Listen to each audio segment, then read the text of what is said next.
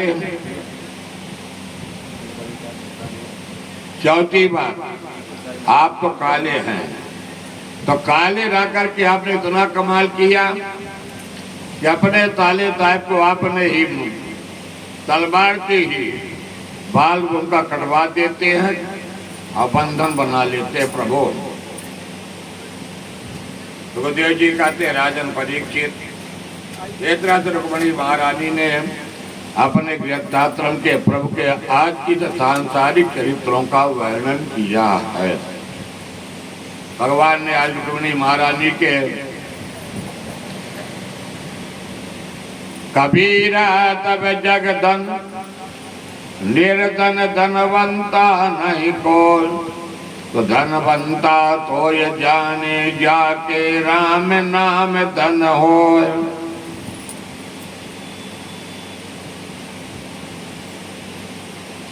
जिसके जीवन में राम नाम का धन है तो सांसारिक धन की जरूरत नहीं है, और सांसारिक धन बहुत है, पर इसके जीवन में राम नाम का खजाना नहीं है,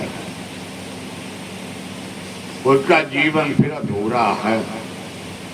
क्योंकि जीवन में ज्ञान धन, वैराग्य धन, भक्ति का धन, यही तो धन है, और यही धन अंत तक आदमी के जीवन तक बनी रहती है। जैसे मीरा बाई के पास धन की क्या कमी थी,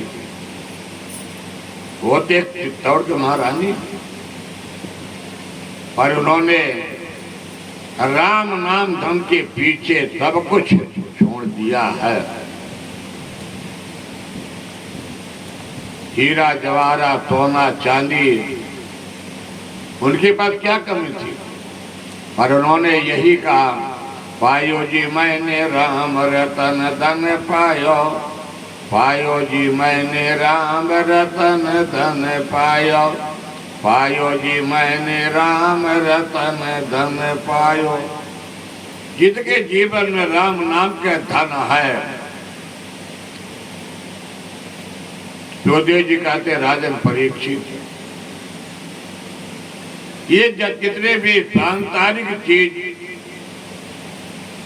आदमी एकत्रित करता है, ये सब अंत में दुख देने वाले होते हैं, कभी दुख नहीं देते हैं।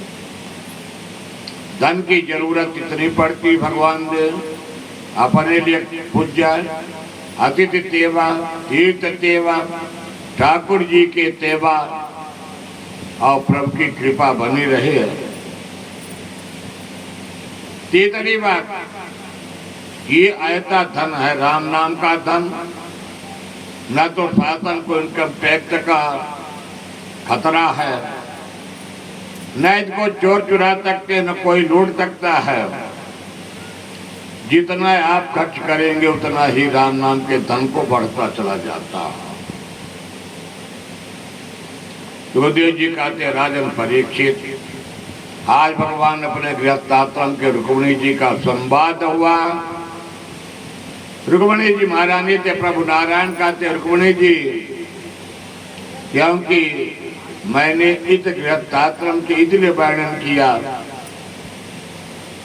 कि इस संसार के प्राणी इस गृहस्थाश्रम के महत्व को समझे।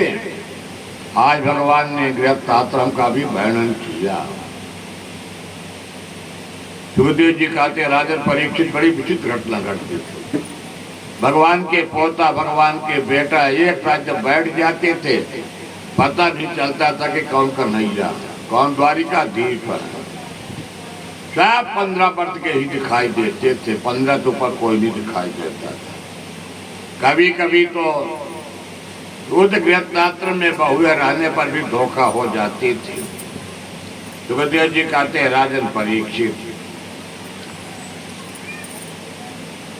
एक राजा था पौंडक, और राजा पौंडक काती नरेश, आप भी जानते काती का कोई भी नरेश नहीं है। काती के नरेश यदि हैं विश्वेश्वर महादेव जी हैं। वरुणा और अस्थि मिलाकर के वाराणसी। अब तो वरुणा वाराणसी का बहुत कम नामो निशान मिला, सिर्फ उनकी पहचान ये मान के चलिए कि दक्षिण में संकट मोचन हनुमान जी हैं।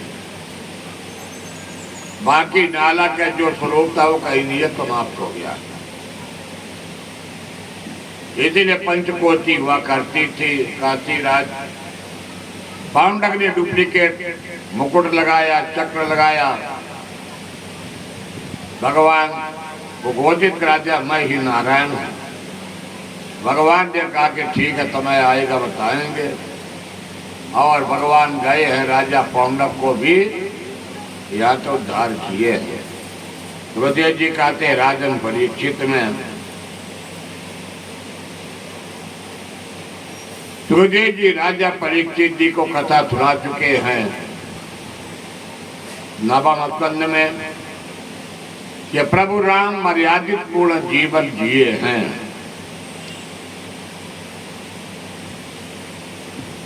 और कन्हैया हमारे चपलता। इधर संसार रूपी चप्पे को उतार करके देखो तो दोनों का जीवन बड़ा आदर्शवान बनता है। भगवान के 23 अवतारों में 2 ही अवतार सर्वश्रेष्ठ हैं। इस गृहस्थाश्रम का वर्णन, साल तारीख वर्णन, प्रभु राम ने मर्यादा को बंधन किया और कन्हैया भक्ति दिया है वृंदावन की उन गलियों में, गोपियों में। भगवान ने वृंदावन से लेकर के द्वारिका तक अपने भक्ति का ही जाल फैलाया है। सुखदेव जी कहते राजन परीक्षित एक दिन नारद जी के मन में विचार आया कि आज भगवान के गृहस्थाश्रम का दर्शन किया जाए, और भगवान विभिन्न स्वरूपों में गृहस्थाश्रम में कैसे रहते हैं। सबसे पहले रुक्मिणी महारानी के महल में प्रवेश किए हैं। 16,108 महलों का दर्शन देवर्षि नारद जी ने 3 महीने किया है। भगवान के द्वारिकापुरी में 3 महीने भटकते रह गए हैं नारद जी। और नारद जी विभिन्न स्वरूपों के भगवान के नारायण के दर्शन किए हैं। कहीं पर भगवान आज सभा का संचालन, कहीं भगवान बच्चों के बीच में, नैवाभूतं त्वयि विवाह किल लोक नाते मैत्री जने तो सकले तो दमा कलानाम नृत्यतायृत्यतरक्षणाभ्यां वैरावतारुर्गमाय विताम तल्टा। नारद जी 3 महीने भगवान के दर्शन करके, और जब नारद जी लौटे हैं प्रथम रुक्मिणी महारानी के महल में,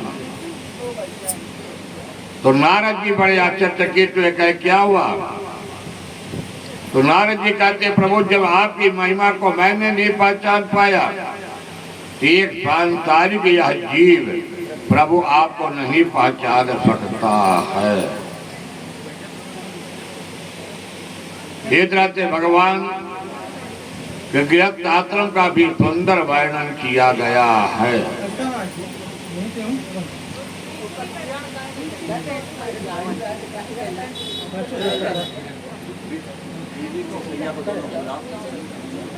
भगवान के गृहस्थाश्रम का भी बड़ा सुंदर आज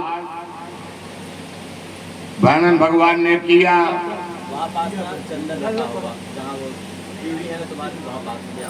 इसके बाद भगवान जरासंध के उद्धार करने के लिए मगध प्रांत में प्रभु ने पधारे हैं। और मगध प्रांत में दोपहर के समय जाते जरासंध के भवन में, और जरासंध के भवन में प्रभु करके अपने वेद बदल करके जाते हैं, ब्राह्मण बन करके जाते हैं।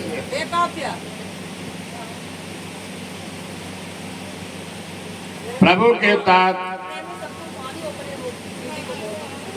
अर्जुन, भीम और द्वारिकाधीश तीनों ब्राह्मण बनकर के जाते हैं।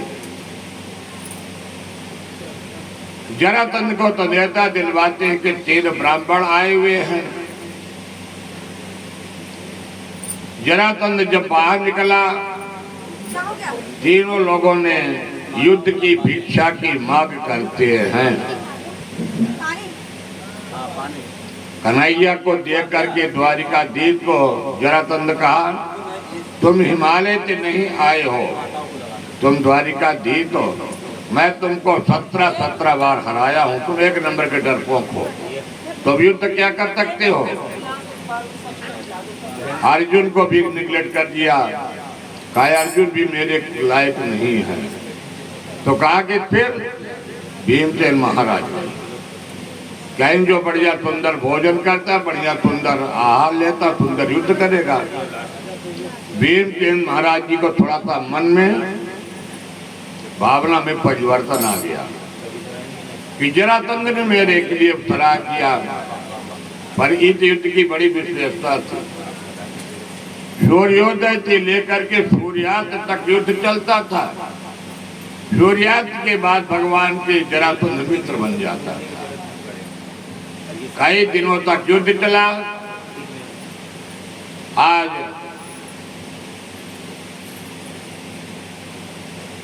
भीमसेन महाराज जी कहते, प्रभु अब हड्डी पतली टूट गई है, हम लोग यहाँ से निकल चले, अब जी नहीं बचेगा।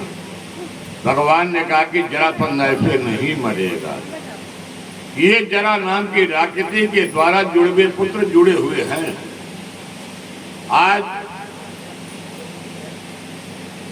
मैं जैसे एक तीर को ही अलग करूंगा, ठीक उसी प्रकार से तुमने भी जरासंध राक्षस को ही दबा करके पांव से अलग कर देना, विपरीत दिशा को फेंक देना। भगवान ने जरासंध का भी उद्धार किया। हस्तिनापुर आते भगवान, हस्तिनापुर आकर के भगवान अपने शंख को बजाया। सभी लोग समझ जाते हैं कि भगवान का आगमन हो गया, युद्ध जरासंध मारा गया। भगवान राजसूय यज्ञ प्रारंभ करवाते हैं युधिष्ठिर महाराज के माध्यम से, और उस राजसूय यज्ञ में भगवान ने एक कमेटी बनाया। चाहे राजसूय यज्ञ हो, चाहे कोई भी सार्वजनिक कार्यक्रम हो, भागवत कथा हो, भगवती जी का जागरण हो, तो इसमें एक कमेटी बनती है। जैसे आपके घर में भागवत भगवान की कथाएं चल रही, सबका काम अलग अलग दिया गया है, क्योंकि एक व्यक्ति कोई भी कार्य नहीं कर सकता, वो कार्य का विभाजन। तो कार्य के विभाजन में 4 चीज प्रमुख चीज है। पहला, दान भंडार, क्योंकि खजांची उसको बनाना चाहिए जिसके पास कुछ मजबूती हो, जरूरत पड़ने पर हर सामग्री को उपलब्ध करा दे। ऐसे व्यक्ति को दान भंडार का मालिक बनाना चाहिए। तो दान भंडार के मालिक भगवान ने किसको बनाया? दुर्योधन और कर्ण को। लोगों ने मन में विरोध माना, ये शत्रुपक्षी व्यक्ति है। तो भगवान ने कहा, देखो तुम लोग नहीं समझते हो, अरे कितना भी कमजोर हो गया है, रवि के पास है कुछ बैलेंस बचा है, क्योंकि सूर्य का पुत्र है कर्ण, उसके पास खजाना की कमी नहीं थी। उसके हाथ में कर्ण के एक भाग्य रेखा से जितना भी खर्च करेगा उतना आता जाएगा। इसलिए भगवान ने कर्ण और दुर्योधन को बनाया। यज्ञ का दूसरा भाग आता है भोजन भंडार। भोजन भंडार अति आवश्यक सेवा। तो भोजन भंडार की भी बड़ी विशेषताएं हैं, क्योंकि द्रौपदी महारानी को बनाया गया भोजन का, उसका कई कारण आप सभी जानते हैं। हमारी मातृशक्ति भोजन परोसने में कला भी होती है। द्रौपदी महारानी जी के पास अक्षय पात्र था। जब तक महारानी जी ने भोजन नहीं करती थी द्रौपदी जी, तब तक अक्षय पात्र में कमी नहीं आती थी। फिर भोजन का प्रमुख चीज होता है भोजन बनवाने वाला मालिक। तो भाई जो बढ़िया भोजन करेगा वही व्यक्ति बढ़िया भोजन बनवाने की आइडिया भी मालूम होगी। भोजन बनवाने की जिम्मेदारी भीमसेन महाराज जी को दी गई कि भीमसेन महाराज जी सुंदर भोजन करते थे, बढ़िया भोजन बनवाने की आइडिया थी। भगवान ने पाद प्रक्षालन का जिम्मेदारी लिया कि जितने भी संत भगवान आएंगे उनके सभी का पाद प्रक्षालन करूंगा। आप पाद प्रक्षालन करके अपने दुपट्टे में। तीसरी बात, भोजन परोसने की भी कला है। जैसे यदि आप किसी के थाल में पर्याप्त रख देंगे और वो 2 रोटी या 2 पूरी खाने वाला व्यक्ति, तो भोजन परोसने की कला भी होनी चाहिए। तो आप पांचाली जी ने लिया, इस तरह से भगवान उस राजसूय यज्ञ को संपन्न करवाया।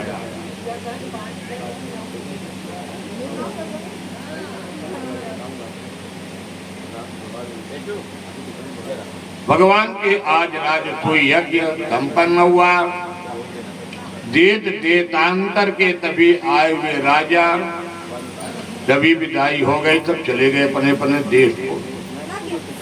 पर भगवान द्वारिकाधीश कुछ दिन के लिए रुक जाते हैं। द्वारिकाधीश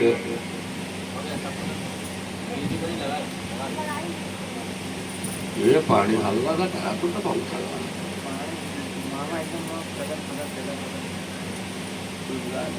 एक राते देश देशांतर के राजा आए हैं और तभी अपने अपने विदाई।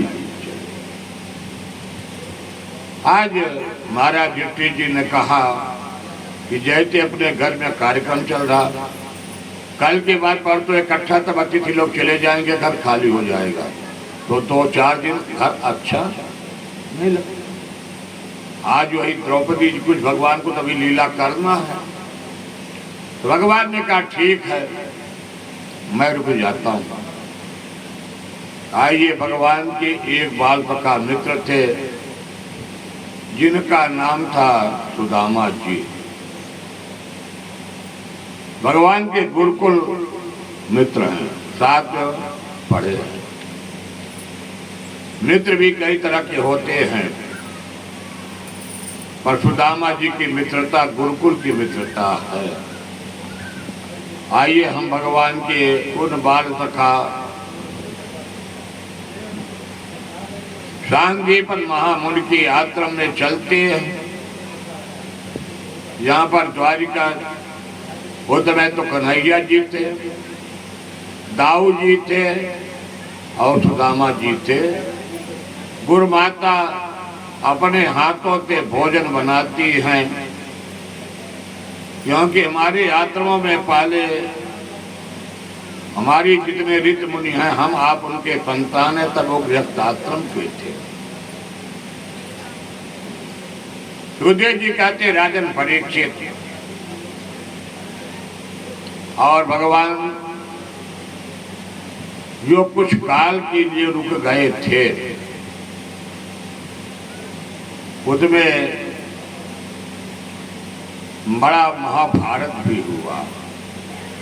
द्रौपदी जी ने एक दिन उनके मुखारबिंद से निकल गया था कि अंधे का पुत्र अंधा होता है। यहीं से महाभारत काल भी हुआ और अनायास छोटे से बातों में पूरा महाभारत रचना हो जाता है। सुखदेव जी कहते हैं संसार यह माया रूपी जीवन और जो संसार रूपी नौका का सहारा ईश्वर का लेता उसी का भव सागर से बेड़ा पार होता है। जिनका मन का कनेक्शन प्रभु के चरणों में जुड़ जाता है, चाहे आप वृंदावन में रहें, चाहे अपने नेहरू नगर के इधर घर में निवास करें, क्योंकि प्रभु के चरणों का कनेक्शन जुड़ने का अर्थ है कि निरंतर 7 दिन से आपके इस नगर में भागवत भगवान का सभी का कनेक्शन जुड़ा है, प्रत्यक्ष परोक्ष हर तरह से जुड़ा है। गुरुदेव जी कहते हैं राजन परीक्षित, इस तरह से भगवान इस गृहस्थाश्रम में जब सुदामा जी अलग होते तो अभी आकर के अपने गृहस्थाश्रम को बसाया है। पर देखिए यहाँ पर 2 अंतर है। भगवान नारायण ने भी गृहस्थाश्रम बताया और एक उनके बालक का मित्र सुदामा जी उन्होंने भी गृहस्थाश्रम बताया। पहली बात, कृष्ण जैसा करुणा का सागर कौन हो सकता है? जिनके संग में जाकर के सुदामा जी ने अपने जीवन को ही कुछ काल तक व्यतीत किया, वेदों को अध्ययन किया। पर सुखदेव जी कहते राजन परीक्षित, सुदामा जी को भिखमंगा नहीं कहा जा सकता है। सुदामा जी के जीवन में गरीबता अलग है, दरिद्री का परिभाषा वो कहलाता कि भगवान ने सब कुछ दिया पर जिसके जीवन में संतोष नहीं है। कथित ब्राह्मणो ब्रह्मवित्तमा विरक्तिन्द्रिया चेत प्रशांतात्मा जितेन्द्रिया। सुदामा जी कहते हैं विरक्ति है, उनके मन में किसी प्रकार की कोई कामना नहीं है, जो अपने शरीर को अपने संयम करके प्रभु के चरणों में कनेक्शन को जोड़ रखते हैं। सुदामा जी उस जमाने में कभी तो रोज कथा भागवत पूजा पाठ होती नहीं थी। औरन को धन चाहिए, बावरी ब्राह्मण को धन केवल भिक्षा। ब्राह्मण को 5 घर परिस्थितियों में मंगाया जाता। जब उपनयन होता था होते हुए 5 घर ब्राह्मणों को, अभी भी प्रक्रियाएं, पर अब तो बच्चे का उपनयन होता है, जो अपने आचार्य जी होते हैं, गुरु जी होते हैं, अपने वरिष्ठ जन होते हैं, तो 5 मुट्ठी चावल ब्राह्मण को दे दिया जाता है। अब वो पुरानी परंपराएं तो धीरे धीरे।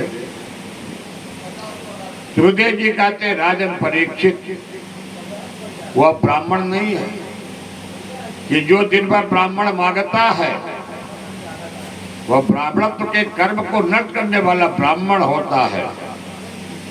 ब्राह्मण को भीख मांगने का अधिकार भी नहीं है। ब्राह्मण का सिर्फ अधिकार एक चीज है, वेद को पढ़ना और वेद को पढ़ाना। ये हमारे यहाँ ये आज का नहीं, अनादिकाल की शिक्षा की व्यवस्था थी। तीसरी बात, सुखदेव जी भागवत में कहीं भी ब्राह्मण देवता को दरिद्र नहीं कहा, दरिद्र का संबोधन भी नहीं किया है। क्योंकि सुदामा जी के सुंदर दाम, गरीब होना एक अलग है। और सुदामा जी एक संत थे।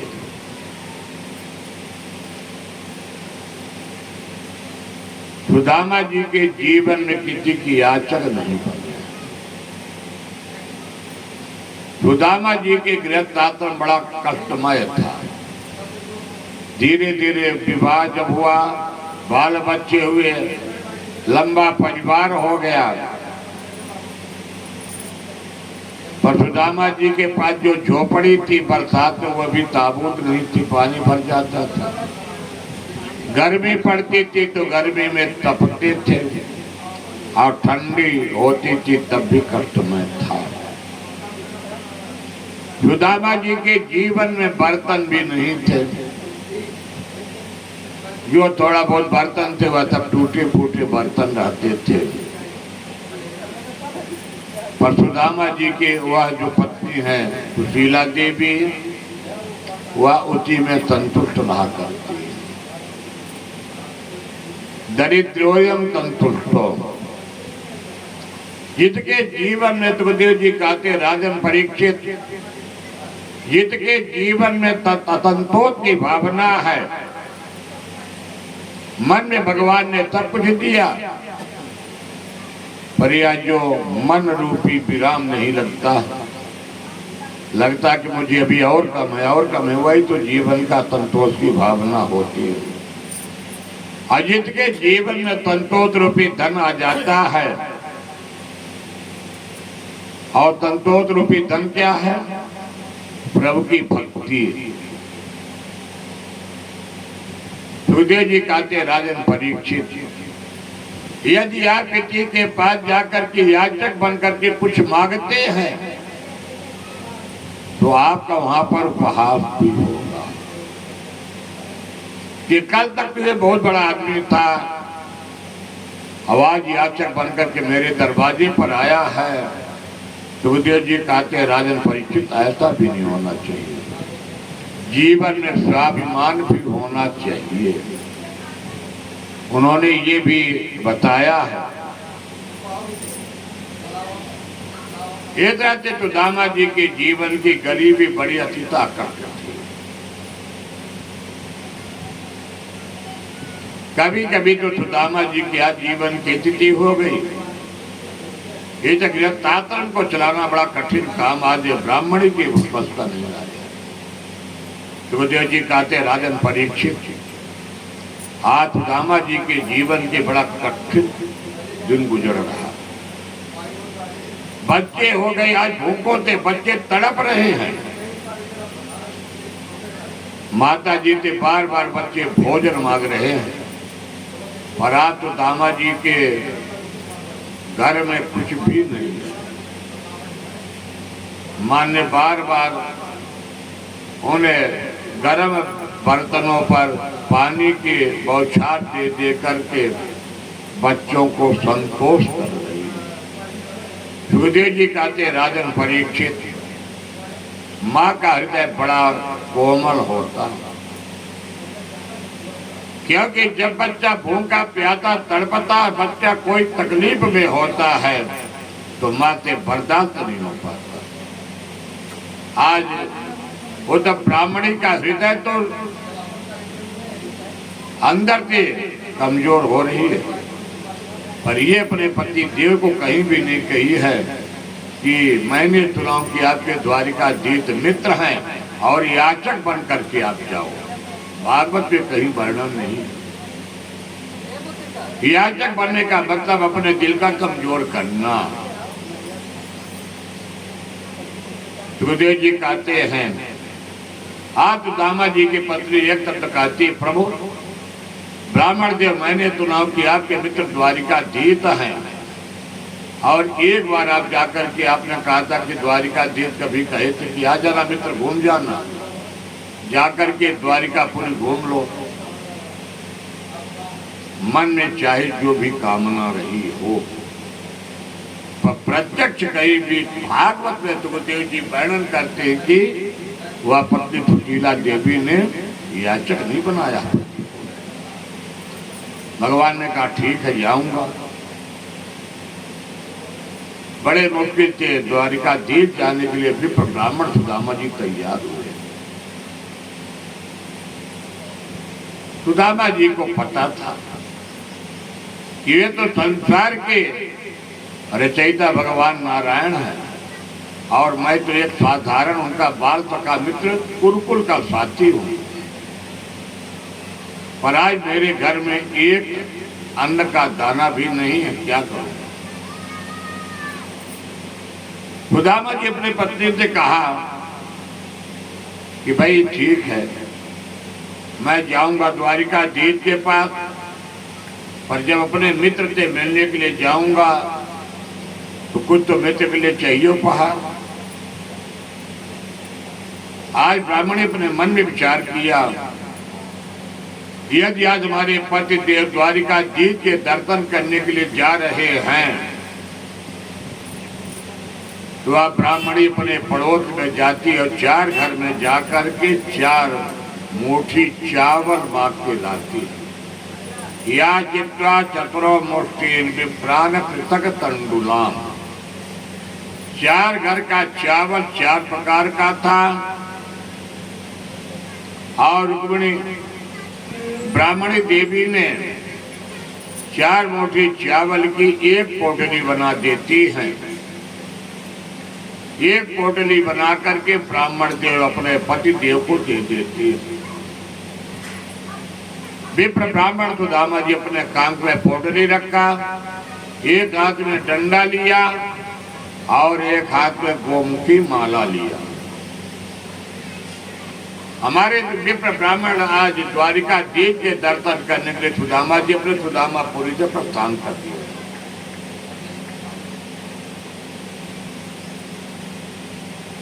सुखदेव जी कहते राजा परीक्षित प्रेरणा देने वाले भगवान नारायण हैं।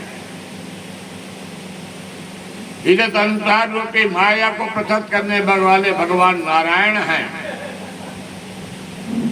सुदामा जी अपने मन में विचार करके जा रहे, भगवान का दर्शन कैसे होगा, मेरा शरीर बड़ा दुबला पतला है। सुदामा जी को जाने में 3 महीने लगा। पांव में बड़ी बड़ी बीमारियां आ गई हैं और जाते जाते सुदामा जी को एक नदी पड़ जाती है और नदी के किनारे जब सुदामा जी पहुंचे हैं, पर जीवन का प्रथम संकल्प होता है, सुखदेव जी वर्णन करते गोविंद से मिलन। यदि अपने जीवन में प्रभु के मिलन की आता है तो आदमी कभी भी मन नहीं सकता है। और प्रभु से मिलन की यात्रा लेकर के भूख प्यास निद्रा तंत्रता भाग जाती है। अकृत मिलन रूपी जीवन का जो दर्शन होगा वह आगामी विप्र ब्राह्मण सुदामा जी के लिए ही सब खुशी खुशी का जीवन होगा। एक नदी पड़ती है